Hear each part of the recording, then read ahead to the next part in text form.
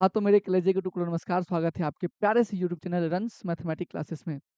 इसके पिछले कक्षा में वो हम लोग प्रश्नावली 1.1 के पहले का जो 3 रोमन संख्या 1, 2, 3 था उसको हम बना लिए थे। आज हम लोग बाबू 1.1 के दूसरे और तीसरे क्वेश्चन को देखेंगे। अगर आपने उस वीडियो को नहीं देखा है तो प्लेलिस्ट में उसका लिंक दिया हुआ है, आप जाके वहाँ से देख सकते हैं। तो चलिए हम स्टार्ट करते हैं। अब में ध्यान से देखा है तो क्वेश्चन क्या है थोड़ा पढ़ते हैं कि दर्शाइए कोई भी विषम पूर्णांक 6q प्लस का 1, 6q प्लस का 3, 6q प्लस 5 के रूप का होता है। अगर आप इस क्वेश्चन को ध्यान से देखिएगा ना बाबू, ध्यान से देखिए यहाँ पे ऐसे दिख रहा है 6q प्लस का 1, 6q प्लस का 3 और 6q प्लस का 5। अगर ध्यान से देखा बाबू तो इसमें a बराबर बी क्यू प्लस का आर आपको दिख रहा होगा। इन तीनों टर्म में आर का मान अलग अलग दिया हुआ है, ठीक है बाबू। और इसमें ए का मान नहीं दिया है। तो पता है मैथमेटिक्स कहता है कि जो आपको नहीं दिया है आप उसे मान लीजिए।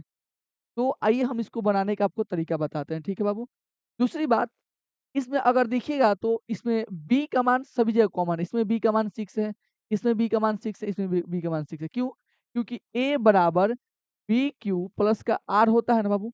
इसमें ए तो पहले दिया नहीं है, किसी भी टर्म में देख लिए तो। और क्यू का जो वो गुणांक होता है वो बी होता है, आपको पता है ना। देखिए यहाँ पे भी क्यू है, यहाँ पे भी क्यू है, यहाँ पे भी क्यू है। और तीनों में आपको बी का मान आपको 6 दिख रहा होगा, ठीक है बाबू। तो चलिए हम बनाते हैं इसको। देखिए इसमें ए का मान नहीं दिया है तो हम लिखेंगे यहाँ पे हल, लिखेंगे माना माना ए कोई धनात्मक विषम पूर्णांक है, विषम पूर्णांक है। माना ए कोई धनात्मक विषम पूर्णांक, माना ए कोई धनात्मक विषम पूर्णांक है तथा तथा बी बराबर वो कितना हो जाएगा, बी बराबर हो जाएगा 6, ठीक है। और आपको पता है कि ए कोई जब धनात्मक विषम पूर्णांक है तथा बी बराबर कितना है बाबू आपका 6 है। बाबू आप बताइए इसको हमको किस विधि से बनाना पड़ेगा? यूक्लिड विभाजन प्रमेयिका के विधि से बनाना पड़ेगा। तो यहाँ पे लिख देंगे यूक्लिड विभाजन प्रमेयिका से। क्या लिखेंगे बाबू? यूक्लिड विभाजन प्रमेयिका से, ठीक है बाबू। यूक्लिड विभाजन प्रमेयिका से आपको पता है इसका सूत्र क्या होता है बाबू? ए बराबर बी क्यू प्लस का आर, जो जो आर का मान होता है हमेशा बाबू बी से छोटा होता है और जीरो से या तो वो बड़ा होगा या उसके बराबर होगा, ठीक है बाबू। चलिए बहुत बढ़िया। अब ध्यान से देखा जाए बाबू तो इसमें आर का मान यहाँ पे 1 दिया है, कभी 3 दिया है और अगले में 5 दिया है। तो इससे स्पष्ट होता है बाबू कि हमको आर का मान निकालना पड़ेगा। तो आर का मान निकालने के लिए बाबू हम इसका उपयोग करेंगे, ठीक है। अब देखिए आर का मान कैसे निकलेगा? ये कहता है जो आर का मान आता है यूक्लिड विभाजन प्रमेयिका में, वो बाबू बी से हमेशा क्या होगा? छोटा होगा और 0 से लेके या तो 0 के बराबर होगा या उससे बड़ा होगा। यानी 0 के बराबर होगा यानी 0 को लेना है, ठीक है बाबू। तो 0 से लेके बी का मान जो होगा उससे ठीक छोटा होगा। तो बताइए बाबू बी का मान आपका कितना दिया है? 6 दिया है। यहाँ पे लिखेंगे इसलिए इसलिए आर का संभावित मान, आर का संभावित मान, आर का बाबू संभावित मान आपका क्या हो जाएगा? बताइए तो बाबू आर का संभावित मान क्या हो जाएगा? 0, 1, 2, 3, 4 और तथा 5। गुरुजी आप 6 क्यों नहीं लिए? क्योंकि अगर हम 6 के बराबर हो जाएगा जो कि इस कंडीशन को फॉलो नहीं करता है। जो आर होता है बी से हमेशा क्या होता है? छोटा होता है, ठीक है। अब हम काम करेंगे बाबू एक-एक करके उस मान को पुट करेंगे, हमारा आंसर आ जाएगा। लिखेंगे बाबू जब आर बराबर 0, जब आर बराबर 0 तब बताइए बाबू क्या होगा? सूत्र क्या होता है? तब ए बराबर बी क्यू प्लस का आर, ठीक है। तो बताइए बाबू ए तो है ए, बी का मान कितना था उसमें? बोले तो बाबू 6 क्यू और अपने आर का मान क्या लिया है? 0 लिया है, 0। अब बताइए ए बराबर आपका 6 क्यू हो जाएगा ना केवल, क्योंकि 6 में 0 को जोड़ेंगे तो कुछ फ़र्क नहीं पड़ेगा, ठीक है बाबू। अगला देखते हैं। जब आर बराबर आपका क्या होगा बाबू? 1। अब क्योंकि 0 के बाद 1 को लेना है, एक-एक करके पुट करेंगे तब ए बराबर ए बराबर बी क्यू प्लस का आर फ़ॉर्मूला होता है, पुट करेंगे मान को ए बराबर 6q प्लस का 1, बहुत बढ़िया। फिर जब आर बराबर आपका 2 लेंगे, तब अब क्या होगा? ए बराबर बी क्यू प्लस का आर ए बराबर 6q प्लस का 2।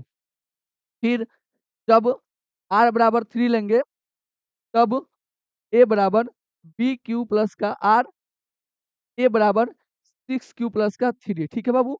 इसी तरह जब r का मान बाबू 4 लेंगे तब ए बराबर बी क्यू प्लस का आर, ए बराबर 6q प्लस का 4। फिर बाबू जब r का मान बाबू हम लोग 5 लेंगे तब क्या होगा, ए बराबर बी क्यू प्लस का आर, इसको पुट करेंगे तो ए बराबर बी का मान 6q प्लस का 5। देखिए हमने r का मान लिया यहाँ से, और जब एक बार बाबू हम r का मान 0 लिए हैं और उसको यूक्लिड मान पर में क्या क्या सूत्र में पुट किए हैं, तो a बराबर b का मान पहले से ही 6 दिया है, q है तो q, और r का मान हमने यहाँ पे क्या लिया था 0, तो 0 लेंगे तो उसमें जोड़ेंगे तो कोई फर्क पड़ेगा नहीं, तो a बराबर 6q। फिर बाबू लिए हैं तो 6q प्लस का 1, फिर 2 लिए हैं तो 6q प्लस का 2, फिर 3 लिए तो 6q प्लस का 3, फिर 4 लिए तो 6q प्लस का 4, और फिर 5 लिए तो 6q प्लस का 5। अब ध्यान से बाबू अगर हम इस क्वेश्चन को देखें तो आपको एक बात समझ में आ रहा होगा। उसने बोला है केवल धनात्मक विषम पूर्णांक लेने के लिए। क्या लेने के लिए बोला है बाबू? धनात्मक विषम पूर्णांक लेने के लिए बोला है। लेकिन इस टर्म में ध्यान से देखा है, इसमें विषम पूर्णांक बोला है, लेकिन इस टर्म में कुछ-कुछ सम भी आ रहा है, कुछ-कुछ सम भी आ रहा है। तो सम को क्या करेंगे बाबू, हम अलग छाँट देंगे। सम को अलग छाँट देंगे और विषम को अलग छाँट देंगे। ठीक है बाबू? तो लिखेंगे यहाँ पे चूँकि चूँकि 6q 6q प्लस का 2 और 6q प्लस का 4, 6q 6q प्लस का 2 और 6q प्लस का 4, ये क्या है बाबू? यह सम है। ये क्या है बाबू? यह सम है। इसलिए इसलिए 6q प्लस का 1, 6q प्लस का 3, 6q प्लस का 5, ये धनात्मक धनात्मक विषम विषम पूर्णांक पूर्णांक है। ठीक है बाबू? और यहाँ पे ये हमारा स्टेटमेंट क्या होता है बाबू? प्रूफ होता है। ठीक है बाबू?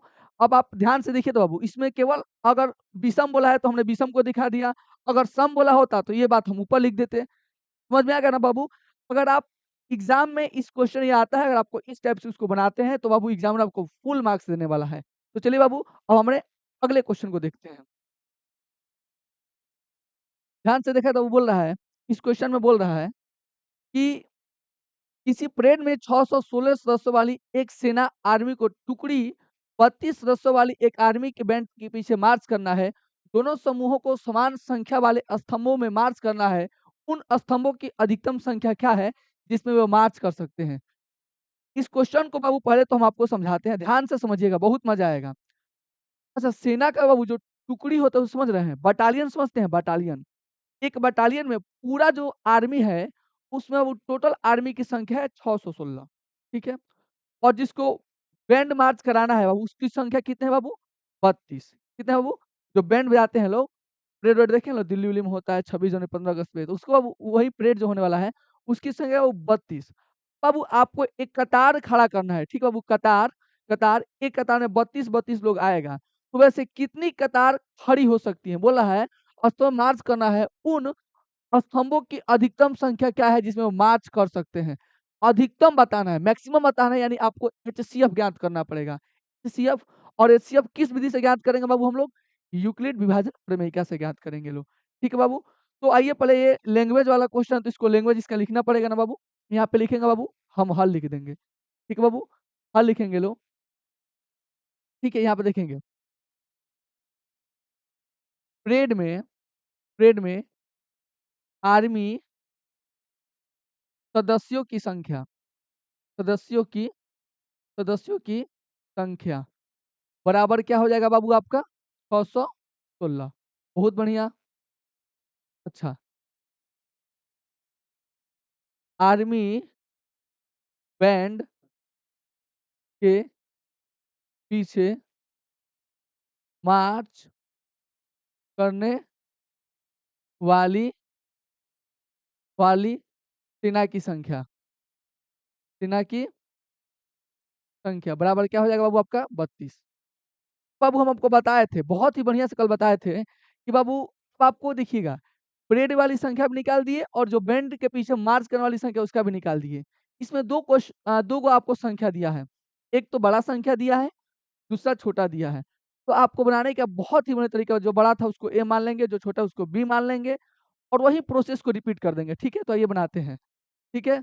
तो माना माना ए बराबर आपका क्या हो जाएगा 616 तथा बी बराबर आपका क्या हो जाएगा बाबू? बी बराबर आपका हो जाएगा 32। बहुत बढ़िया। और यहाँ पे लिख देंगे यूक्लिड विभाजन प्रमेयिका से।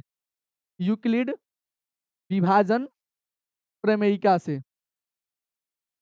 यूक्लिड विभाजन प्रमेयिका से। बोले हो सूत्र बोले तो थोड़ा जल्दी से ए बराबर बी क्यू प्लस आर। बहुत बढ़िया। इसका सूत्र क्या होता है? ए बराबर बी क्यू प्लस आर। एक कंडीशन भी होता है, जो आर होता है हमेशा बी से छोटा होता है और जो आर होगा वो 0 से या तो बड़ा होगा या उसके बराबर होगा। ठीक है बाबू, इसको हमेशा याद रखना है और एग्जाम में एकदम ऐसे ही मनाना है। चलिए बाबू, तो अब बाबू हम ए का मान उठाएंगे, इसके सामने पुट कर देंगे 616 बराबर बी का मान कितना है बाबू? 32। अब बाबू हमको क्यू और आर का मान पता करना है तो वो हमको भाग देना पड़ेगा। आइए हम भाग देते हैं। आपको पता है यहाँ पे जो आता है ए का मान होता है, यहाँ पे जो आता है वो बी का मान होता है, यहाँ पे जो आता है वो क्यू का मान होता है और जो नीचे आता है शेषफल वो आर का मान होता है। ए का मान वो कितना है 616, बी का मान वो आपका 32। ठीक है बाबू, इसको हम 19 मर्त में लेके जाते हैं। 32 में बाबू जब हम 19 से गुणा करेंगे तो क्या होगा? 9 दूना 18 18 1 और 9 3 27 1 28। ठीक है बाबू, फिर 2 एकम 2 और 3 एकम 3। बहुत बढ़िया। 8 के 8, 8 दो 10 के 0 हारसीन 1, 3 दो 5 1 6, 608 है। 19 मर्त में 608 है। बहुत बढ़िया। 19 मर्त में 608 आ जा रहा है। ठीक है बाबू, तो देखिएगा ध्यान से। ये हारसीन देगा जब इसको तो कितना हो जाएगा बाबू?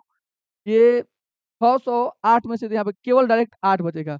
616 में से 600 आ जाएगा तो केवल क्या बचेगा बाबू? 8। ठीक है बाबू, तो देखिए यहाँ पे ध्यान से देखिए तो बाबू, तो हमको क्यू का मान कितना मिला? 19 मिला। ठीक है बाबू, प्लस शेषफल आर का मान कितना मिला बाबू? 8। आपको बताए थे कि जब तक शेषफल का मतलब आर का मान जब तक 0 नहीं आएगा तब तक आपको इस प्रोसेस को फॉलो करते रहना है।